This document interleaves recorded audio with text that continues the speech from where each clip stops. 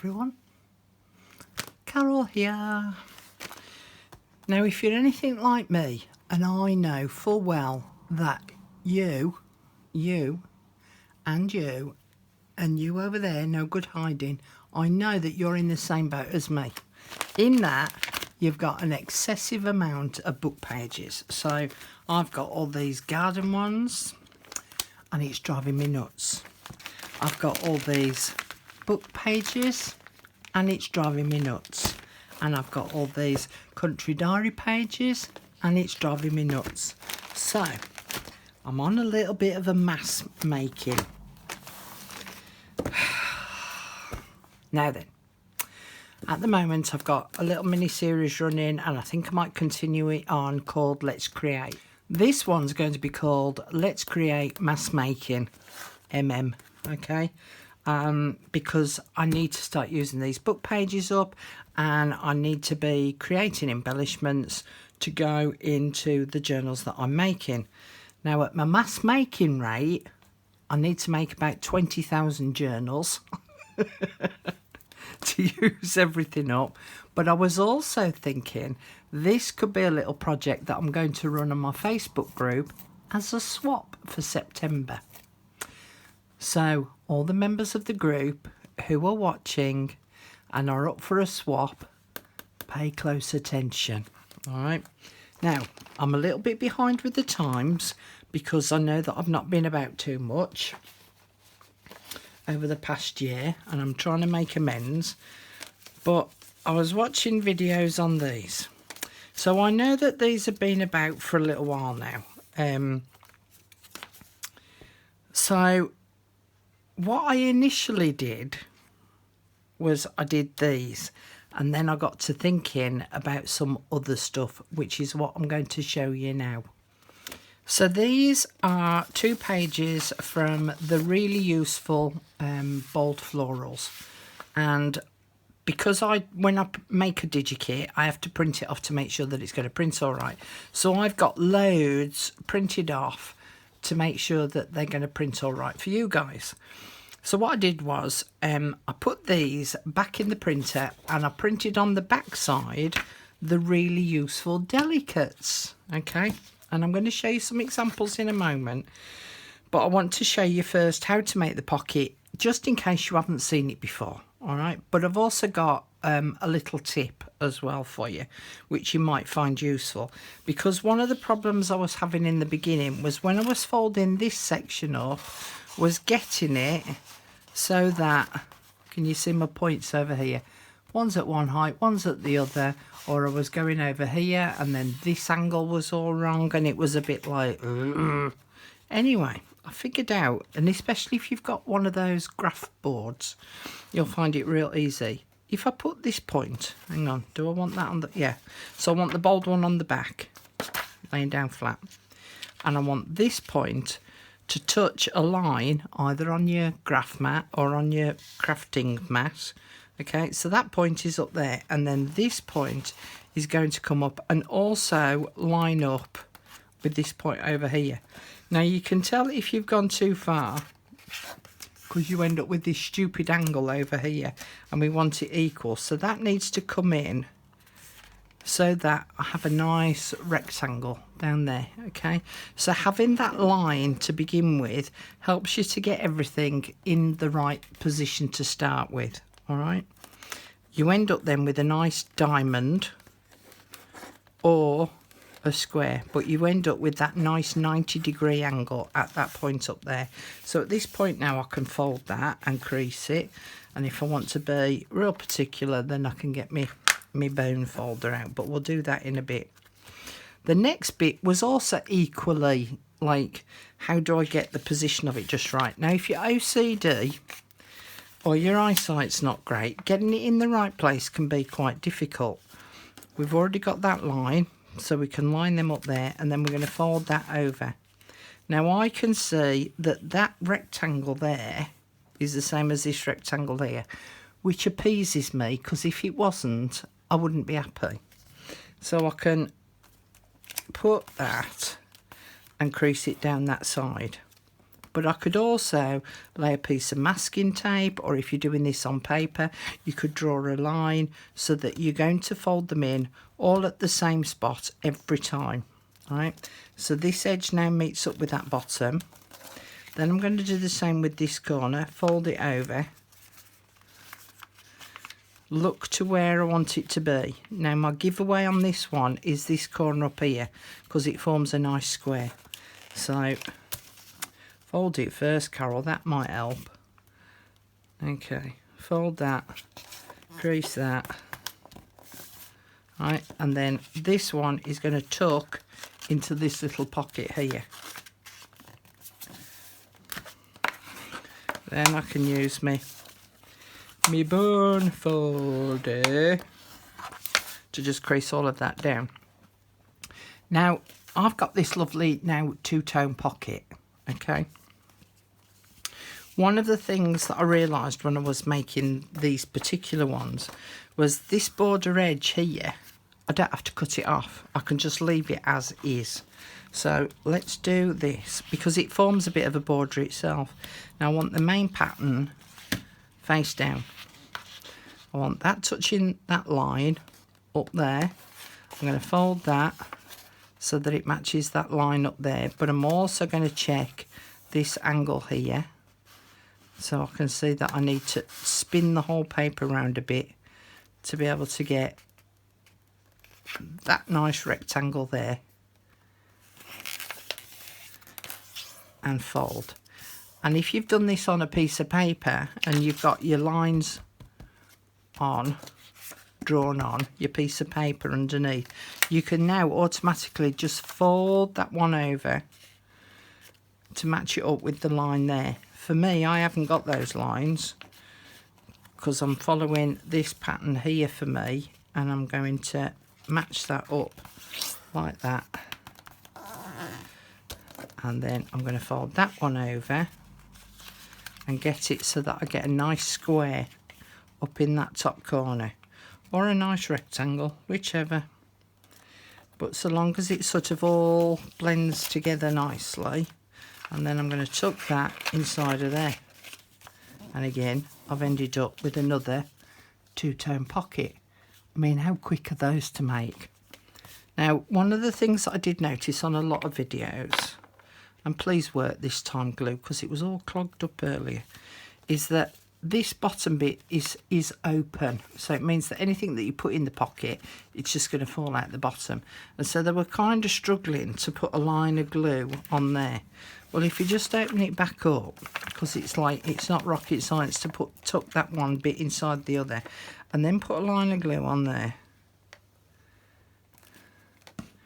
stick that one down, and then I'm going to put a little line of glue along there,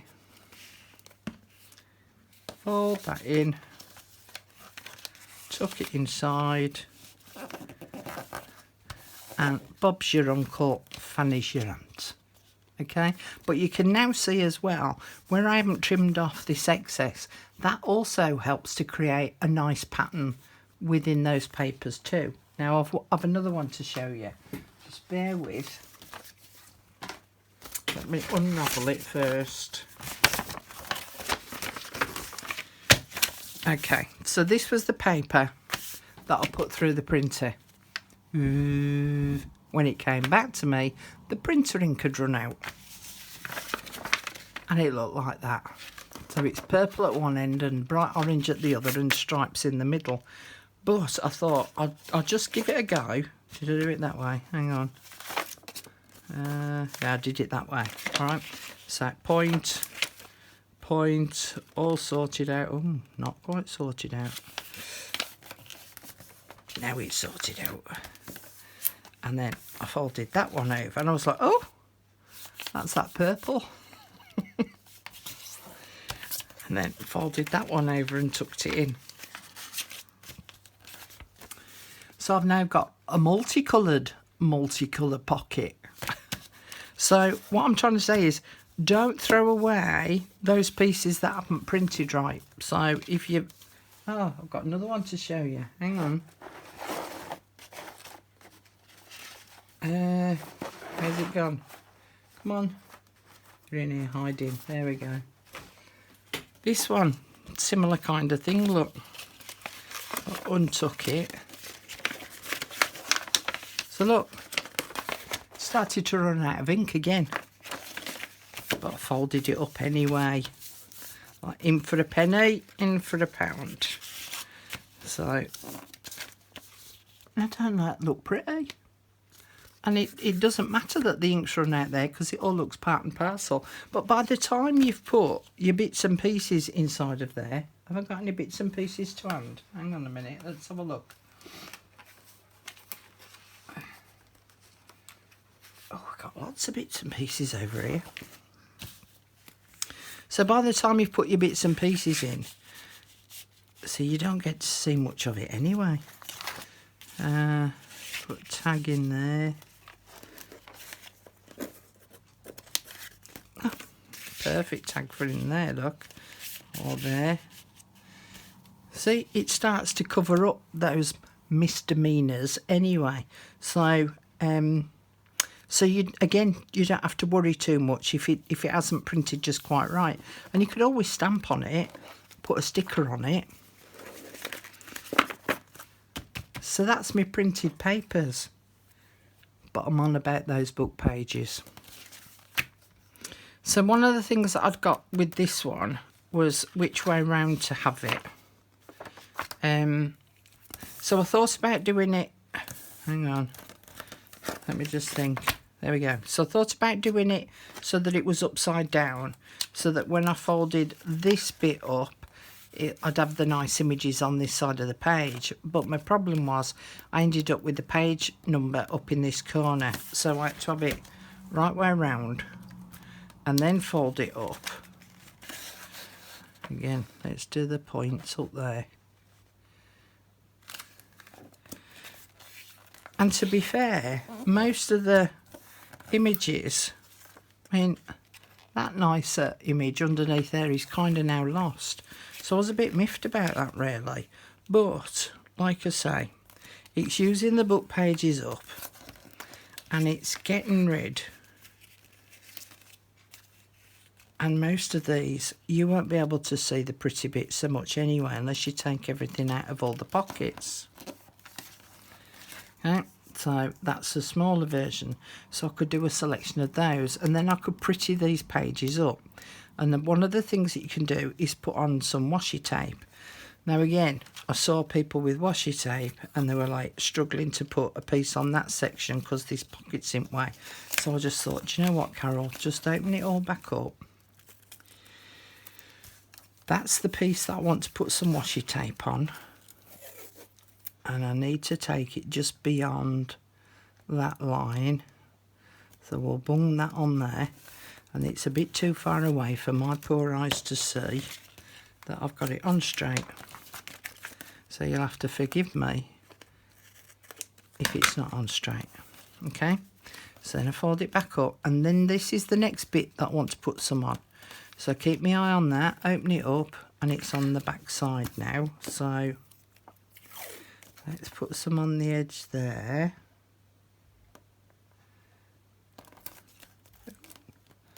Or not. Come on, play nicely. Play nicely. Thank you. And then trim off that excess there. Okay, so that's going to fold over pretty. And then the last bit is this bit here.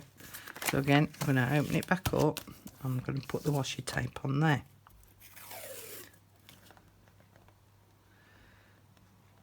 Oh. Helps if you go to the edge of the page.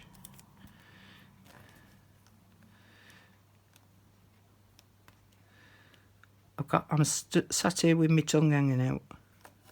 There we go.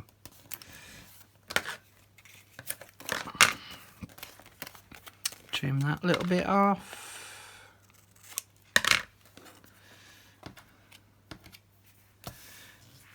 Fold that in. And it now kind of ties it all together with the colours that are visible on the paper, especially if you've used a washi tape that kind of matches. I mean, obviously if you don't use the same one, then you know it's not going to look right, is it? And then I thought, what about, you know, with these book pages, oh, everything's dropping on the floor now. Because of these book pages, do you remember the other week I went and dyed a load, you know, splodged them in ink and stuff? Well, that's one of them. So let me just undo it. So that's one of them pages that I've inked up. So I'm going to do it this way around because I want to see more of the colour. So I found that if you put what you want to see flat down on your surface and then fold it, you get to see more of the bit that you want to see. Fold that bit in.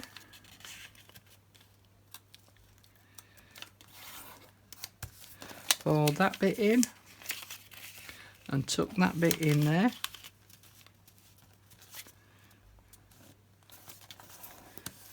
There we go.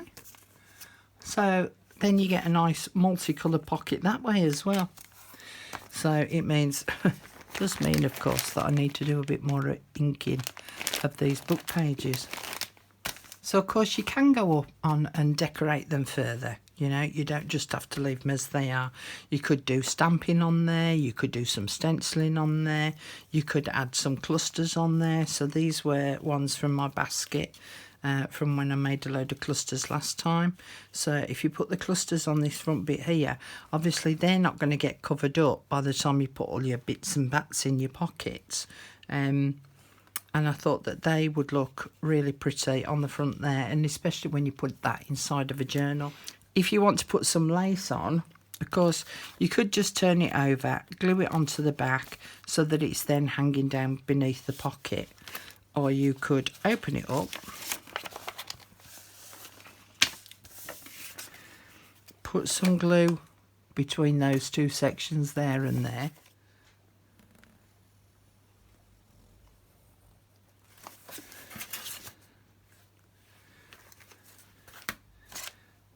Cut some lace.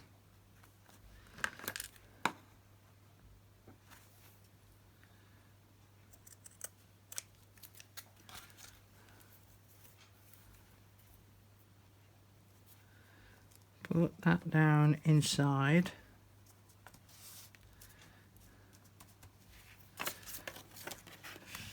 And then we'll close her up and put in glue on that edge, sticking that down, and glue along that edge, remembering that I've got to tuck that inside as well.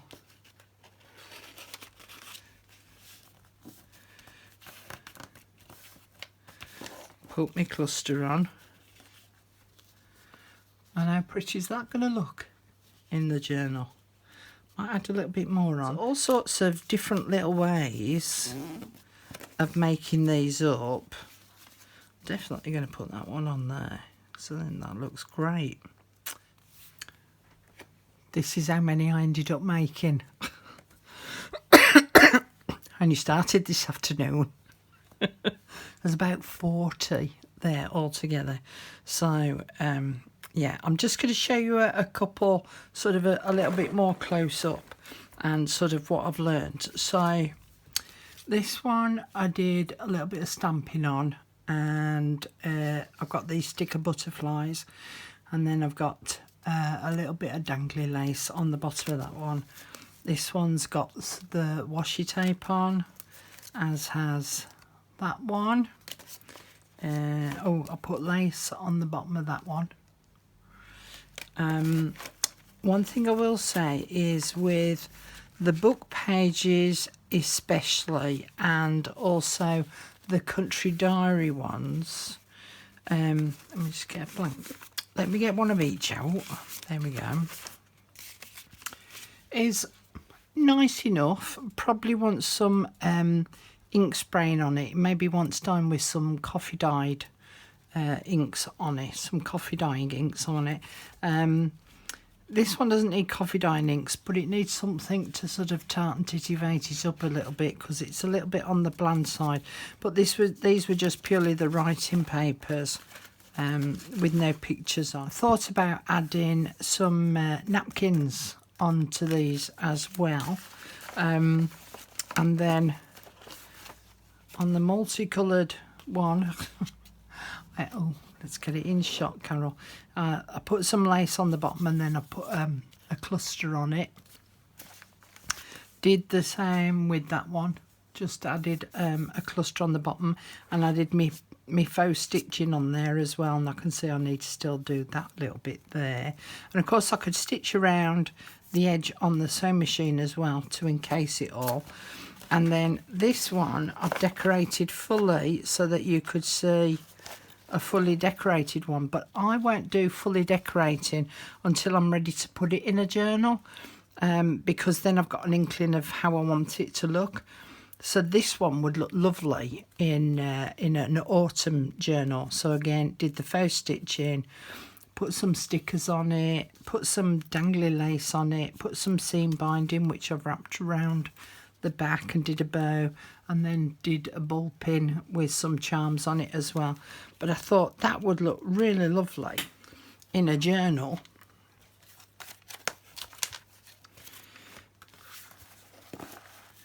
Put it on that page. See, now wouldn't that look lovely in there?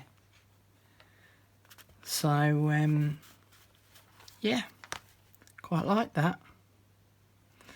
Okay, I'm not going to decorate any up in front of you just because it takes too long. But I've given you some ideas there of what you could do. So I hope that you will go off and go and make some of your own. If you're on group and you do, please share.